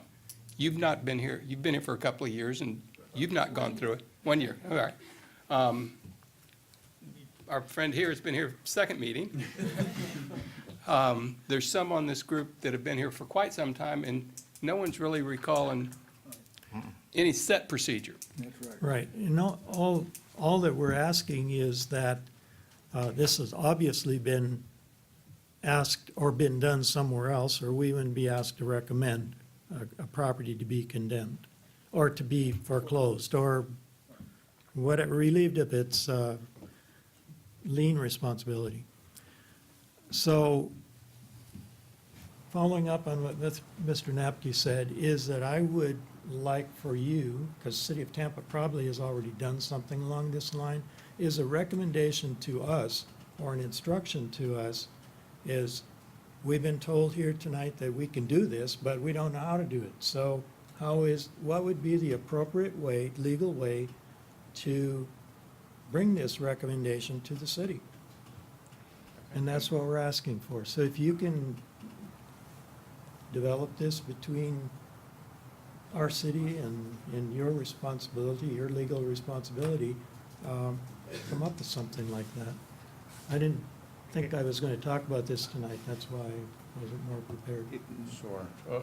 We'll be happy to look at the code and the procedure and just see what phase 2 might be, if that's the pleasure of the board. Bearing in mind that it may not be me here next time, but I'll be in touch with Mr. Mueller as well. Excuse me. But what we're looking at, you know, we need to be led. So just something as simple as some sort of procedure that we can follow. And if I could, yeah, if I may, to go a layer deep, I think several months back in a meeting, into what the city attorney brought up, how do we find out if a property is worth going after? You know, are there procedures in place that are set to say, you know, well, I don't want to go after a property that's got $100,000 in first mortgage, second mortgage, and it's only worth $80,000. then it doesn't, like she said, like the city attorney said, it's not worth us to go after that property in foreclosure. And I think you'd mentioned that at one meeting, Board Member Stats had. So maybe we can find a process to determine, I just asked about how often they did the title searches, which would yeah, which would show show that. right. So that would be as well, I think, one out later, unless the chairman would defer that to another meeting or another time. Well, I think, what I'd like to do is have ourselves have another little training session, and that could be a topic that we can talk about off air. But Well, can't do that off air. no, I mean, well, it wouldn't be. I watched the video, by the way, and thank you very much to the city and everybody who helped make that happen for the training that I was not here for. That was done for you. No, it was done for this, it was done for other code enforcement members as well, but I didn't want to forget to say thank you, and I appreciate that, and I'm sure other board members will appreciate Oh, it to I come think on in so, the too. future. Mr. Shum. To try to address your question, I sort of got into that when I was discussing the possible foreclosures on our liens with the city attorney for Plant City. They don't foreclose on any of their liens, and one of the reasons that I was told was because in order to find out all the encumbrances, you have to pay for a title search, and you have to pay, or a title company, to do all that research and find all the encumbrances. And because the expense to them is so much in doing that, they don't foreclose on any of their liens. I do believe the city owns a couple properties that were foreclosed on long before I probably ever graduated high school. No, I'm just kidding. I wish. So I do know that, I believe there are some properties that we own as a city right now. So there was a process in place at one time. It's just been so long. Thank you. Are there any other questions? Any discussions? Well, I have a comment that I would like, if you noticed, we had the majority of our cases here tonight came into compliance prior to the meeting, which is another award-winning month that we've had.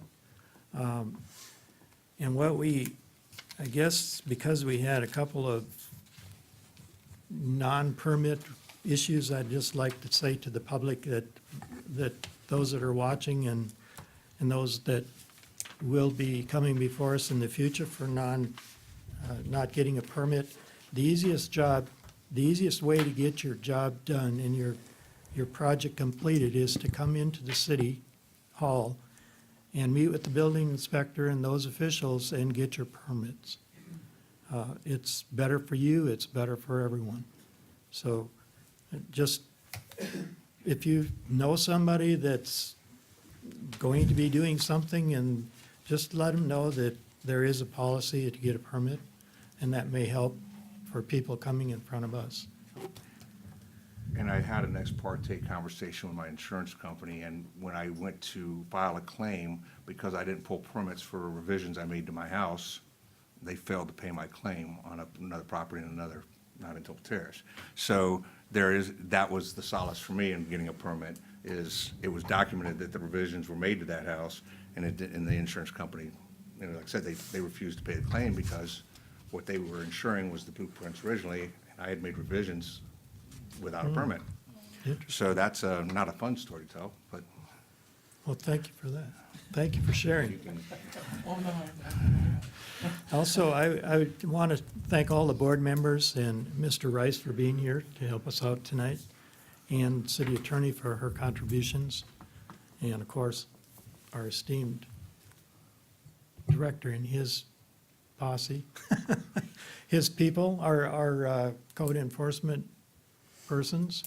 I see you out on the street quite a bit, and Mr. Director Baroni has a comment. Before I start, Kristen needs to read all those affidavits before we start on the new business. I know you all don't want it to happen, but. But she's got to read each affidavit. They are Okay. all continuing noncompliance. So case number 050557B, Jeffrey L. Rhodes, Vernica L. Rhodes, 708 Grand Circle.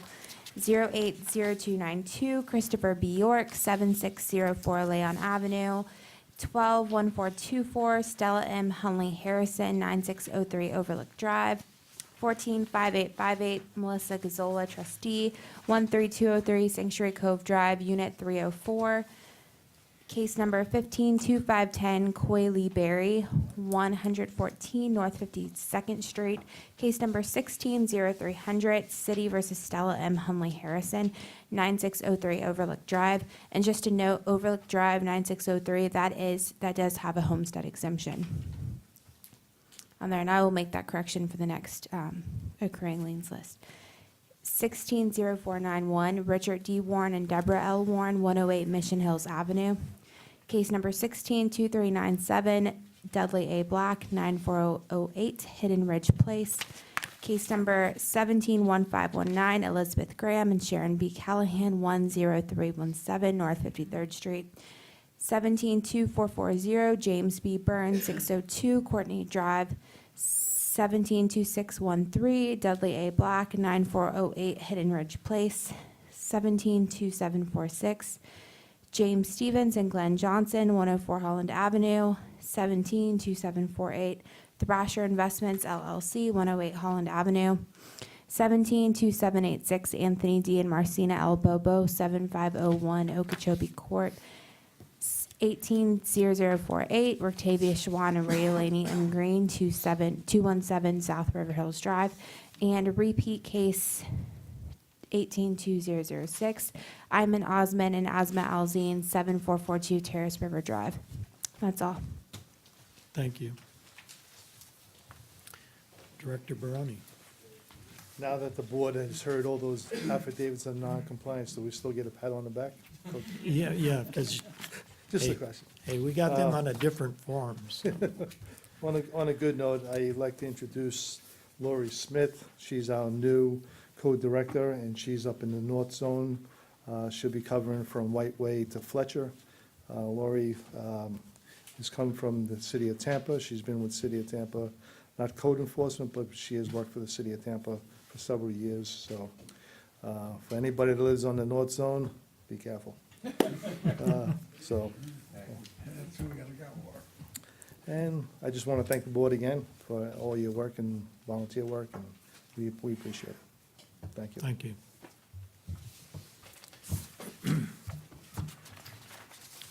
I guess that leaves us one final entrance. Is there any other business to come before the board? I call for a motion to adjourn, I'll make a motion to adjourn. a second by Mr. Napke. All in favor? Aye. No nays.